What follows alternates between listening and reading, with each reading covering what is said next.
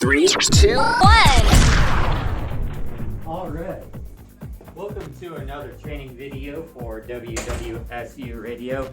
In this training video, we're going to be talking about setting up audio devices for remote broadcast. So we have a MacBook Air right here that we're going to demonstrate from to do this.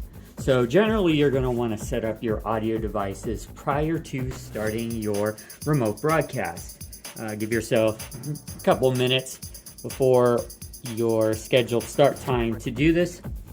So when you load up DJ controls, you're just going to go into the audio tab here on the left hand side, and that's going to pull up the audio menu. Here you can adjust your audio device settings, especially for input devices, which you're going to use when you're broadcasting. So here, for demonstration purposes, you're probably not going to want to use this exact device, but let's pretend this Logi camera with a built-in microphone is your professional or at least a decent quality microphone that you're going to use for your broadcast. And this is a USB device, so we're going to go ahead and plug this in now into the computer. So normally, if you plug in your USB device before you load DJ controls, and then you go into you load DJ controls and go into the audio tab, it will show up.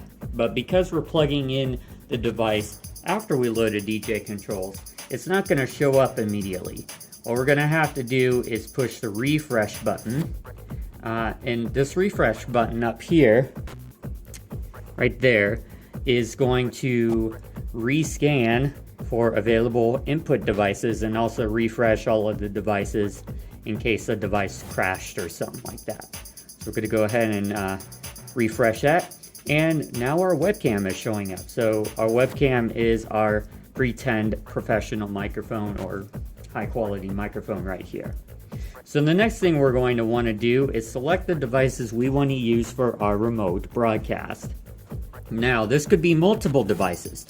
Let's say you want to broadcast audio directly from your computer. This could be because you want to play music from YouTube or Spotify or something. You're going to need to install a separate program for your computer, such as Voicemeeter for Windows, or a program called Soundflower for Macintosh, or just activate Stereo Mix on your sound card if your sound card supports it. Those are beyond this training video. We're not going to be talking about how to set those up, but you can refer to the documentation of those programs to learn how to install and set those up. And when you install those, they will also show up as an input device, and you can select those for remote broadcasting as well. We do not have any of those installed on this computer though, so we are just going to leave that alone.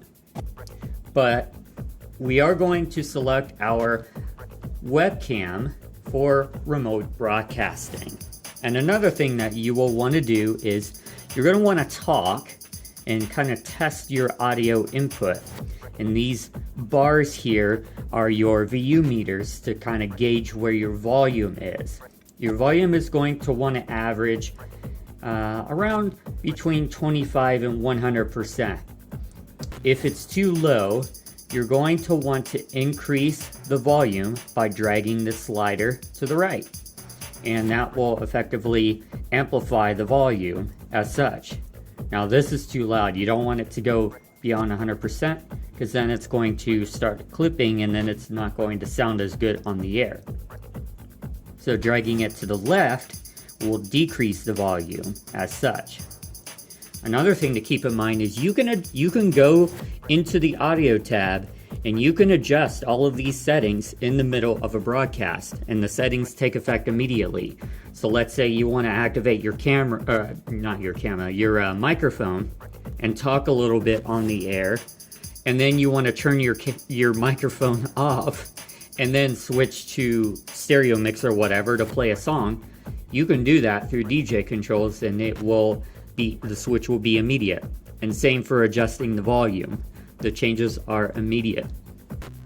So once you set your audio settings to where you want them to be and you confirm that everything works, that's when you're going to go ahead and start your remote broadcast by clicking the remote button up here. And we're going to cover that in another video. So I just wanted to cover this because in a separate video, because this is applicable both before and during your remote broadcast. So that's how to mess with audio settings in DJ controls. One other thing I do want to mention is if you have any issues with audio devices, you could come back to the audio tab, and if a device is not responding, just go up here to the refresh button